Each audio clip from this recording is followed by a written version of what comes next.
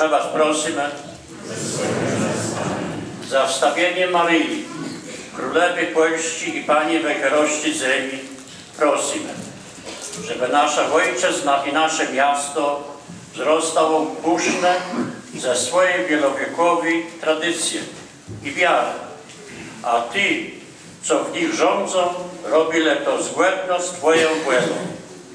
My was prosimy za wstawienie Maryi, prowadniczej, pewny do nieba i Pani naszego namienienia.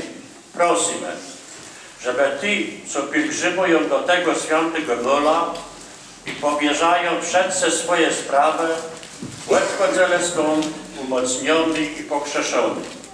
My was prosimy za wstawienie Maryi, uzdrowienie chorych i dradzi naszej nodzei. Prosimy, żeby nasi chłorzy i cierpiący nie tracili tego skorbu, jacie niewiara, lecz szukali ukojeniu pod Jezusowym krzyżem. My was prosimy za wstawienie Maryi, niebieści brumę i królowi wszystkich świętych. Prosimy, żeby nasi umarły, osobliwie Jakub Wejer, jego familia, pielgrzymi, dobrodzieje i franciszkanie, dobyli chwała nieba. My was prosimy za wstawienie Maryi, korenie gwiazdę, szafarcie wszelkich łasków.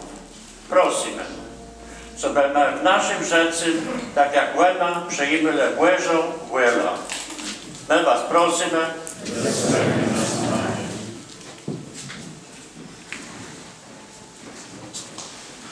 Panie Boże, i te wszystkie te sprawy wypowiedzone, które nam składamy na Twoim bełtu, że Ty zmartwienia i radoty Tobie, Ojcze Niebieski, oddajemy z zaufaniem w Matko Twojego Syna, ta na wierno przy nas stoi, taka stoja pod krzyżem, żeby wstawiać się za nami materii przez wieki wieków.